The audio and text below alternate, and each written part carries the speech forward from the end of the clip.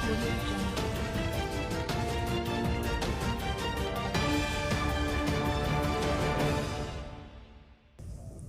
श्री अकाल दोस्तों, मैं परमजीत कौर एक बार फिर तो तुहाडा स्वागत करदी हां साडे खास प्रोग्राम जन सेवक विच।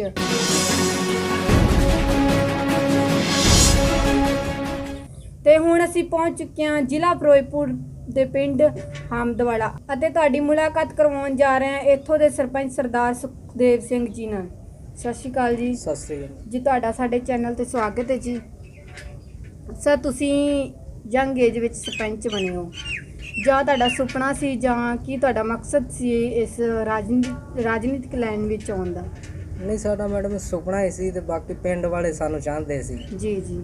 ਪਿੰਡ ਵਾਲਿਆਂ ਨੇ ਸਾਨੂੰ ਸਰਬਸੰਮਤੀ ਨਾਲ ਸਰਪੰਚ ਇੱਥੋਂ ਦਾ ਬਣਾਇਆ ਹੈ ਜੀ। ਹਾਂਜੀ ਜੀ, ਤੁਸੀਂ ਸਰਪੰਚ ਬਣ ਚੁੱਕੇ ਹੋ ਪਿੰਡ ਦੇ। ਹਾਂਜੀ। ਪਿੰਡ ਦੇ ਵਿਕਾਸ ਲਈ ਕੀ ਕਰ ਰਹੇ ਹੋ?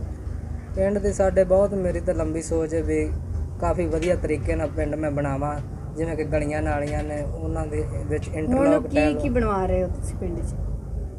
ਸਾਡੇ ਪਹਿਲਾਂ ਮੈਡਮ ਆਈ ਸੀ ਗ੍ਰਾਂਟ 6 ਲੱਖ ਰੁਪਈਆ ਆਰਓ ਸਿਸਟਮ ਦੀ। ਆਰਓ ਸਿਸਟਮ ਮੈਂ ਲਵਾਤਾ ਜਿਹੜੇ ਗਰੀਬ ਪਰਿਵਾਰਾਂ ਨੂੰ ਪਾਣੀ ਦੀ ਮਾੜੇ ਪਾਣੀ ਦੇ ਕਾਰਨ ਸਿਹਤ ਖਰਾਬ ਹੁੰਦੀ ਹੈ, ਪਾਣੀ ਇਸ ਟਾਈਮ ਸਾਡੇ ਪਿੰਡ 'ਚ ਵਧੀਆ ਮਿਲ ਰਿਹਾ ਹੈ। ਜੀ ਜੀ। ਹਾਂਜੀ ਜੀ। ਇਸ ਤੋਂ ਇਲਾਵਾ ਤੁਸੀਂ ਪਿੰਡ 'ਚ ਕੀ ਕਰਵਾ ਰਹੇ? ਇਸ ਤੋਂ ਇੱਕ ਮੈਨੂੰ ਗ੍ਰਾਂਟ ਪਈ ਸੀ ਵਿੱਤ ਕਮਿਸ਼ਨਰ ਦੇ 1,60,000 ਰੁਪਈਆ ਜੀ, ਤੇ ਮਨਰੇਗਾ ਦੇ ਵਿੱਚ ਕਨਵਰਜ ਕਰਕੇ ਜੀ ਉਹ ਮੈਂ ਇੱਕ ਸੜਕ ਬੜੀ ਤਗੜੀ ਬਣਵਾਈ ਆ, ਉਹਦੇ ਵਿੱਚ ਪਾਣੀ ਦਾ ਨਿਕਾਸ ਵੀ ਕਰਵਾਇਆ ਜੀ। ਜੀ ਠੀਕ ਹੈ ਸਰ। ਹੋਰ ਬਾਕੀ ਤੁਸੀਂ ਗਲੀਆਂ ਦੀ ਗੱਲ ਕਰ ਰਹੇ ਹੋ, ਲੌਕ ਟਾਇਲ ਦੇ ਬਾਰੇ ਕੀ ਕਹਿੰਦੇ ਹੋ ਤੁਸੀਂ? ਕਿੰਨਾ ਕੁ ਮਤਲਬ ਕਿ ਵਿਕਾਸ ਇਹਦਾ ਕਰ ਲਿਆ ਤੁਸੀਂ ਪਿੰਡ 'ਚ? ਕਿੱਥੋਂ ਤੱਕ ਤੁਸੀਂ ਇਹ ਲੌਕ ਟਾਇਲ ਲਵਾ ਦਿੱਤੀ ਹੈ? ਲੌਕ ਟਾਇਲ ਅਜੇ ਤਾਂ ਇੱਕ ਗਲੀ 'ਚ ਲਵਾਈ ਹੈ ਜੀ, ਤੇ 2 ਗਲੀਆਂ ਦੇ ਵਿੱਚ ਮੈਂ ਮਿੱਟੀ ਪਵਾ ਚੁੱਕਾ, ਪਾਣੀ ਦੇ ਨਿਕਾਸ ਦਾ ਨਾਲਾ ਬਣਾ ਚੁੱਕਾ ਜੀ, ਤੇ 10 ਲੱਖ ਰੁਪਈਆ ਸਾਨੂੰ ਗ੍ਰਾਂਟ ਆਈ, ਉਹਦੀ ਇੰਟਰਲੌਕ ਟਾਇਲ ਲਵਾਉਣੀ ਹੈ। ਘੱਟੋ ਘੱਟ 5-6 ਗਲੀਆਂ ਮੈਂ ਕਵਰ ਕਰਨੀਆਂ ਉਸ 10 ਲੱਖ ਰੁਪਈਏ ਦੇ ਨਾਲ। ਠੀਕ ਹੈ। ਤੁਸੀਂ ਪਿੰਡ ਦੇ ਵਿਕਾਸ ਲਈ ਮਤਲਬ ਕਿ ਕਾਫੀ ਵਿਕਾਸ ਕਰਨ ਲਈ ਸੋਚ ਰਹੇ ਹੋ।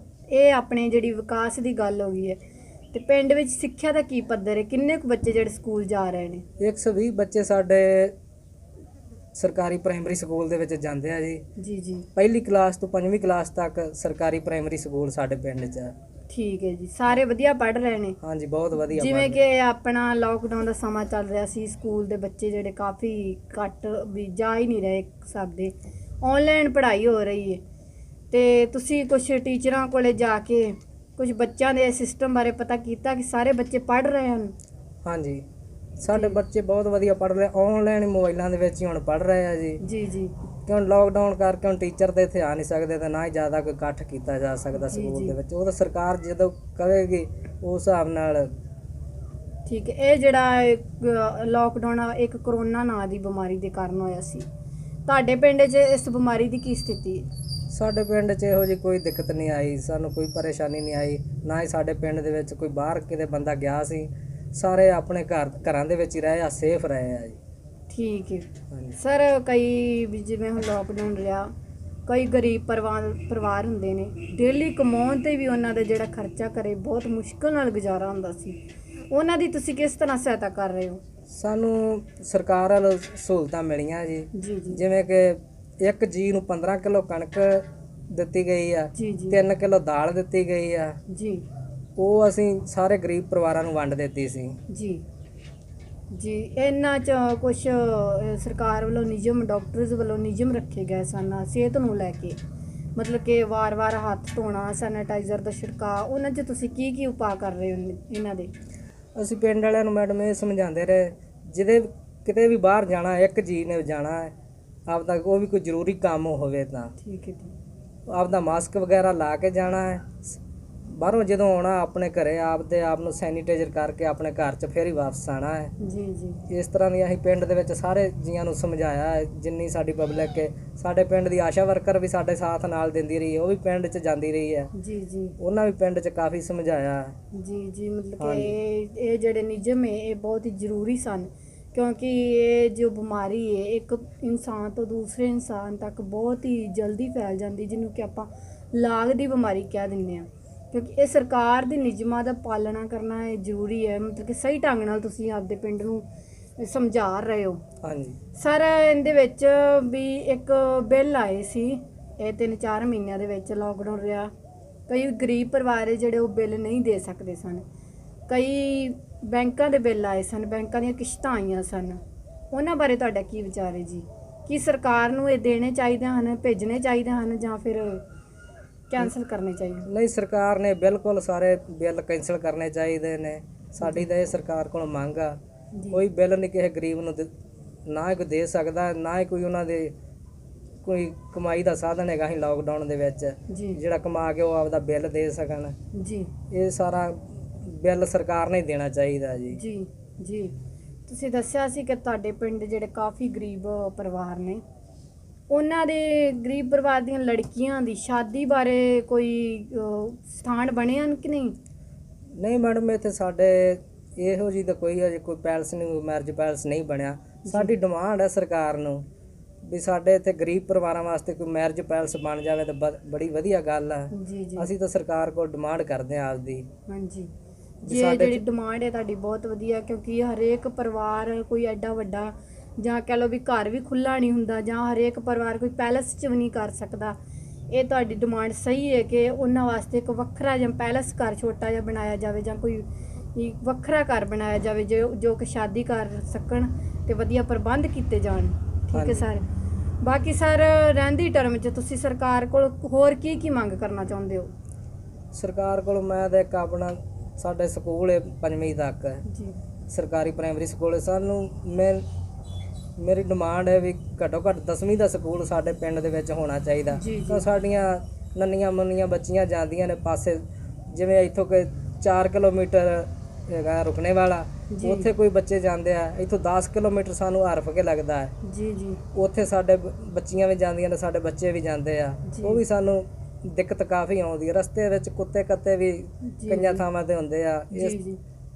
ਕਿਉਂ ਡਰ ਹੀ ਮਾਂ ਪਿਓ ਨੂੰ ਲੱਗਾ ਹੀ ਰਹਿੰਦਾ ਵੀ ਆਪਣੇ ਬੱਚਾ ਸਾਡਾ ਘਰ ਵਾਪਸ ਆਵੇ ਪੜ੍ਹ ਕੇ। ਕੋਈ ਬੱਸਾਂ ਬੁੱਸਾਂ ਦੇ ਤਾਂ ਜਾਂਦੇ ਨਹੀਂ, ਕੋਈ ਸਾਈਕਲਾਂ ਤੇ ਹੀ ਜਾਂਦੇ ਆ। ਹਾਂਜੀ, ਮਤਲਬ ਕਿ ਤੁਹਾਡੇ ਜਿਹੜੇ ਪਿੰਡ ਨੂੰ ਬਹੁਤ ਮੁਸ਼ਕਲ ਪੜ੍ਹਾਈ ਵਿੱਚ ਹੋ ਰਹੀ ਹੈ, ਕਾਫੀ ਦੂਰ ਜਾਣਾ ਪੈਂਦਾ, ਛੋਟੇ ਛੋਟੇ ਬੱਚਿਆਂ ਨੂੰ ਦੂਰ ਜਾਣਾ ਪੈਂਦਾ। ਇਹ ਡਿਮਾਂਡ ਜਿਹੜੀ ਤੁਸੀਂ ਸਰਕਾਰ ਅੱਗੇ ਰੱਖ ਰਹੇ ਹੋ, ਇਹ ਡਿਮਾਂਡ ਬਹੁਤ ਸਹੀ ਰੱਖ ਰਹੇ ਹੋ ਸਰ। ਇੱਕ ਤੁਸੀਂ ਜਿਹੜਾ ਲਾਸਟ ਟਰਮ ਵਿੱਚ ਤੁਸੀਂ ਆਪਦੇ ਪਿੰਡ ਨੂੰ ਕਿਸ ਰੂਪ 'ਚ ਦੇਖਣਾ ਚਾਹੁੰਦੇ ਹੋ?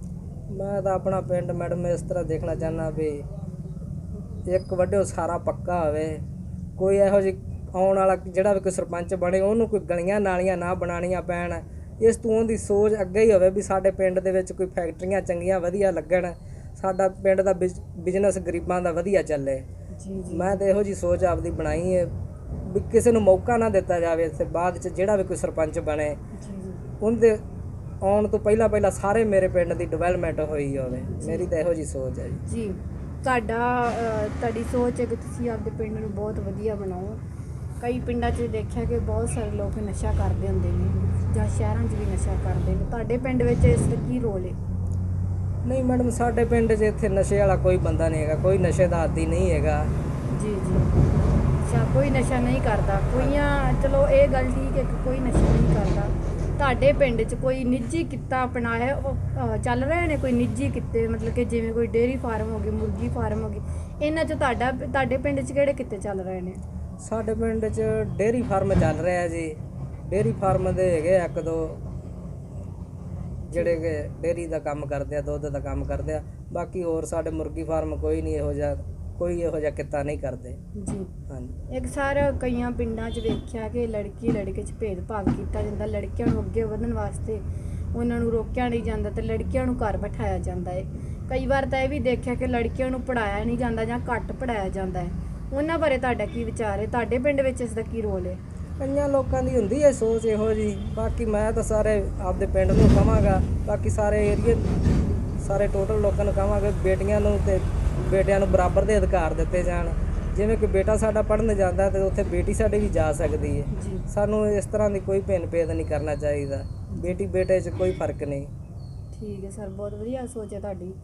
ਲਾਸਟ ਤੇ ਤੁਸੀਂ ਸਾਡੇ ਚੈਨਲ ਰਾਹੀਂ ਨੌਜਵਾਨਾਂ ਨੂੰ, ਮੁੰਡੇ ਕੁੜੀਆਂ ਨੂੰ, ਆਉਂਦੀ ਪੀੜ੍ਹੀ ਨੂੰ ਤੁਸੀਂ ਕੀ ਸੰਦੇਸ਼ ਦੇਣਾ ਚਾਹੁੰਦੇ ਹੋ? ਮੈਂ ਤਾਂ ਮੈਡਮ ਇਹੀ ਕਹਾਂਗਾ ਕਿ ਸਾਡੇ ਬੱਚੇ ਜਿਹੜੇ ਆ ਪੜ੍ਹ ਲਿਖ ਕੇ ਅੱਗੇ ਵਧਣ, ਆਪਣਾ ਬਿਜ਼ਨਸ ਚਲਾਉਣ, ਆਪਣੇ ਪੈਰਾਂ 'ਤੇ ਖੜ੍ਹੇ ਹੋ ਕੇ ਆਪਣਾ ਕਾਰੋਬਾਰ ਕਰਨ।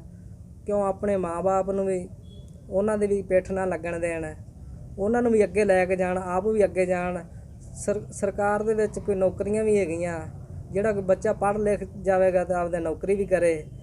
ਜਿਹੜਾ ਕੋਈ ਜ਼ਿਆਦਾ ਨਹੀਂ ਪੜ੍ਹ ਸਕਦਾ ਉਹ ਆਪਦਾ ਪੈਰਾਂ ਤੇ ਖੜਾ ਹੋ ਕੇ ਆਪਦਾ ਕੋਈ ਕਾਰੋਬਾਰ ਕਰੇ ਇਸ ਤਰ੍ਹਾਂ ਦਾ। ਜੀ ਬਹੁਤ ਵਧੀਆ ਗੱਲ ਹੈ ਜੀ। ਸੋ ਇਹਨਾਂ ਦੀ ਪਿੰਡ ਦੀ ਇੱਕ ਬਹੁਤ ਵਧੀਆ ਖਾਸੀਅਤ ਹੈ ਕਿ ਇਸ ਪਿੰਡ ਵਿੱਚ ਕੋਈ ਵੀ ਨਸ਼ਾ ਨਹੀਂ ਕਰਦਾ, ਪਰ ਇਸ ਦੇ ਨਾਲ ਕੁਝ ਮੁਸ਼ਕਲਾਂ ਆ ਰਹੀਆਂ ਇਸ ਪਿੰਡ ਦੇ ਵਿੱਚ, ਜਿਵੇਂ ਕਿ ਇੱਕ ਸ਼ਾਦੀਆਂ ਲਈ, ਲੜਕੀਆਂ ਦੀ ਸ਼ਾਦੀਆਂ ਲਈ ਵਧੀਆ ਜਿਹੜਾ ਪ੍ਰਬੰਧ ਕੀਤਾ ਜਾਵੇ, ਵਧੀਆ ਇੱਕ ਹਾਊਸ ਬਣਾਇਆ ਜਾਵੇ। ਤੇ ਦੂਸਰੀ ਗੱਲ ਇਹ ਕਿ ਇਸ ਪਿੰਡ ਵਿੱਚ ਡਿਸਪੈਂਸਰੀ ਵਗੈਰਾ ਦਾ ਕੋਈ ਪ੍ਰਬੰਧ ਨਹੀਂ, ਜਦੋਂ ਕਿ ਇਹਨਾਂ ਦੇ ਪਿੰਡ 'ਚ ਗਰੀਬ ਹੁੰਦੇ ਆ ਜਾਂ ਆਮ ਲੋਕ ਹੁੰਦੇ ਆ, ਉਹਨਾਂ ਨੂੰ ਇਲਾਜ ਲਈ ਬਹੁਤ ਦੂਰ ਜਾਣਾ ਪੈਂਦਾ ਹੈ। ਇਹਨਾਂ ਦੀਆਂ ਜਿਹੜੀਆਂ ਕਿ ਇਹ ਮੰਗਾਂ ਪੂਰੀਆਂ ਕੀਤੀਆਂ ਜਾਣ। ਸੋ ਇਹ ਸਨ ਜ਼ਿਲ੍ਹਾ ਫਿਰੋਜ਼ਪੁਰ ਦੇ ਪਿੰਡ ਹਾਮਦ ਸ਼ਾਹ ਵਾਲੇ ਦੇ ਸਰਪੰਚ ਸਰਦਾਰ ਸੁਖਦੇਵ ਸਿੰਘ, ਜਿਨ੍ਹਾਂ ਨੇ ਸਾਡੇ ਸਵਾਲਾਂ ਦੇ ਜਵਾਬ ਬੜੀ ਬੇਬਾਕੀ ਨਾਲ ਦਿੱਤੇ। ਇਸੇ ਤਰ੍ਹਾਂ ਤੁਹਾਨੂੰ ਮਿਲਵਾਉਂਦੇ ਰਵਾਂਗੇ ਵੱਖ-ਵੱਖ ਹਸਤੀਆਂ ਨਾਲ। ਲਗਾਤਾਰ ਦੇਖਣ ਲਈ ਜੁੜੇ ਰਹੋ ਸਾਡੇ ਨਾਲ। ਮੈਂ ਪਰਮਜੀਤ ਕੌਰ, ਖਬਰ 20।